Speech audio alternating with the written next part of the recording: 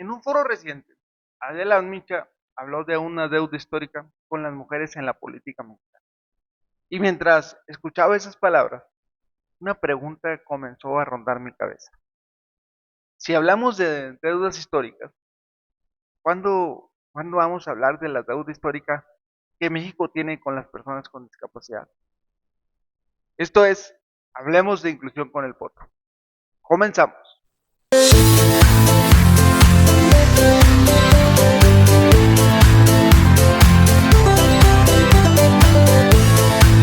¿Qué es una deuda histórica? Cuando escuchamos la expresión deuda histórica, generalmente pensamos en grupos que durante décadas o siglos fueron excluidos de espacios de poder, de oportunidades o de derechos. Y es cierto, las mujeres enfrentaron enormes obstáculos para votar, estudiar, trabajar o participar en política.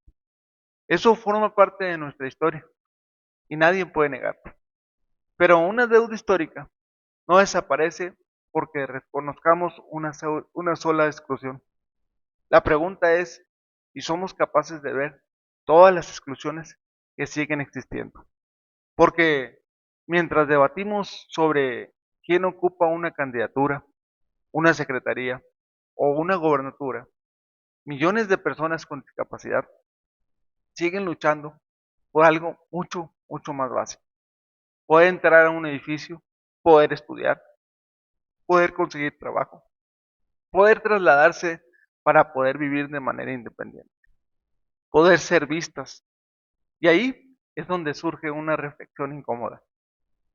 Cuando hablamos de igualdad, muchas veces hablamos de quienes ya están cerca de la mesa, pero pocas veces hablamos de quienes ni siquiera han sido invitados al edificio donde está esa mesa.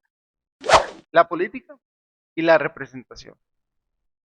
México ha tenido mujeres gobernadoras, ha tenido mujeres senadoras, ha tenido mujeres presidentas municipales, ha tenido candidatas presidenciales y hoy tiene a la primer mujer presidenta de la República. Eso representa un avance importante. Sin embargo, hagamos una pregunta similar respecto a la discapacidad. ¿Cuántos gobernadores con discapacidad recuerdan ustedes? ¿Cuántos senadores con discapacidad? ¿Cuántos secretarios de Estado? ¿Cuántos líderes nacionales de partidos políticos? ¿O cuántos ministros de la Suprema Corte? ¿Cuántos candidatos presidenciables? La respuesta deja mucho que pensar, porque la inclusión política de las personas con discapacidad sigue siendo excepcional. Todavía sorprende cuando una persona con discapacidad llega a un cargo público. Todavía se convierte en noticia. Y cuando algo sigue siendo noticia, es porque sigue siendo raro. La verdadera inclusión ocurre cuando deja de ser raro, cuando deja de ser una excepción, cuando deja de convertirse en titular. El problema no es la ley. México tiene leyes, muchas leyes, tiene tratados internacionales, tiene convenciones, tiene reglamentos, tiene programas, tiene discursos y tiene ceremonias donde todos hablan de inclusión. Lo que no tiene es cumplimiento, porque una rampa en papel no sirve, una ley en papel no sirve, un derecho en papel no sirve. La discapacidad en México vive una contradicción permanente. Somos uno de los países que más presume legislación incluyente y al mismo tiempo uno de los países donde millones de personas siguen enfrentando barreras todos los días. El problema dejó de ser jurídico hace muchísimo tiempo. El problema es cultural, político, institucional y sobre todo de prioridades. La deuda del empleo. Hablemos de trabajo, porque aquí la deuda se vuelve brutal. Miles de personas con discapacidad tienen preparación, tienen experiencia, tienen estudios, tienen capacidad, pero siguen encontrando puertas cerradas.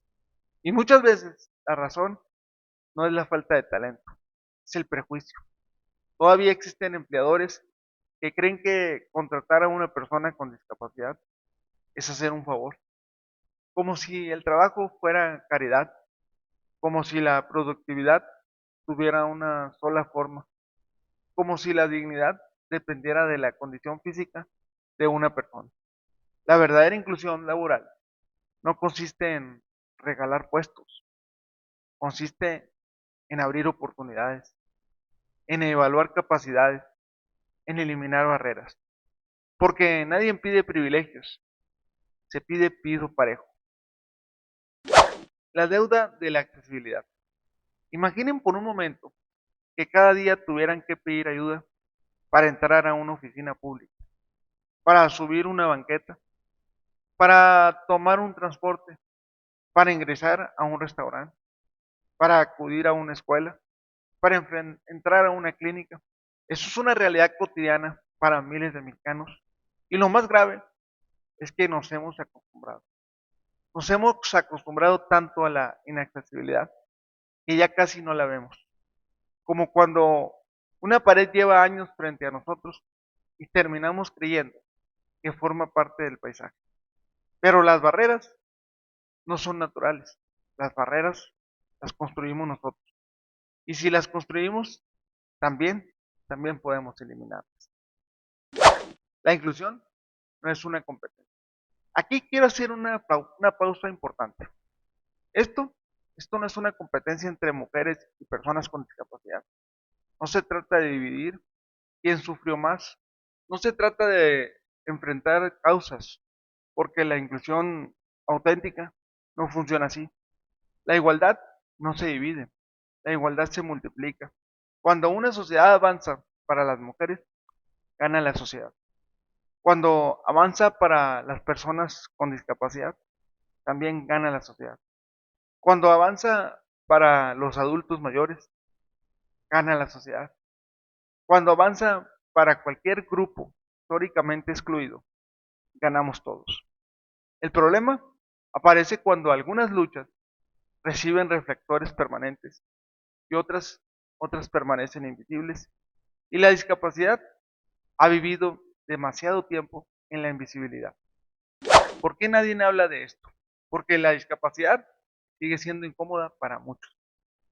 Porque obliga a cuestionar nuestras ciudades, nuestros gobiernos, nuestras escuelas, nuestras empresas, nuestra forma de entender la normalidad. Hablar de discapacidad implica reconocer que millones de personas han sido ignoradas durante décadas. Y reconocer eso implica asumir responsabilidades. Quizás por eso el tema suele desaparecer después de cada campaña electoral, después de cada discurso, después de cada conmemoración. Pero la realidad permanece en las barreras, permanece en la inclusión, permanece en las personas con discapacidad. También permanece esperando algo tan simple como ser tomadas en cuenta. La gran pregunta. Si hablamos de deuda histórica, ¿quién decide cuándo una deuda está saldada? ¿Se paga cuando se aprueba una ley? ¿Cuando se pronuncia un discurso? ¿O cuando se coloca una placa? ¿O tal vez cuando las personas finalmente pueden ejercer sus derechos en igualdad de condiciones? Porque si usamos este último criterio, todavía queda muchísimo trabajo por hacer. Y no solamente en México, en todo el mundo. La discapacidad sigue siendo una de las formas de exclusión más extendidas y menos discutidas. Y eso debería de preocuparnos. El país que podríamos ser. Imagina un México donde la accesibilidad sea tan normal que nadie tenga que pedirla. Donde la contratación inclusiva sea parte de la rutina. Donde la representación política deje de ser extraordinaria. Donde una persona con discapacidad pueda aspirar a cualquier cargo público sin convertirse en símbolo de nada. simplemente porque tiene derecho, porque tiene capacidad, porque tiene ciudadanía. Ese país es posible, pero no llegará solo. Hay que construirlo. Quizás la verdadera medida de una sociedad no está en cómo tratar a quienes ya tienen voz, sino en cómo escuchar a quienes han permanecido demasiado tiempo en silencio. Las deudas históricas no deberían de convertirse en una competencia, no deberían enfrentarnos unos contra otros, no deberían servirnos para mirar a nuestro alrededor y preguntarnos quién sigue esperando, quién sigue fuera, quién sigue invisible. Porque la inclusión no consiste en abrir una puerta para un solo grupo, consiste en construir una sociedad donde nadie tenga que esperar su turno para ser considerado humano, ciudadano y digno. Y tal vez la pregunta más importante no es cuándo se pagará la deuda histórica de las personas con discapacidad. La pregunta es cuánto tiempo más estamos dispuestos a seguir ignorando. Yo soy el Potro. Gracias. Gracias por acompañarme en este episodio de Hablemos de Inclusión con el Potro. Hasta la próxima.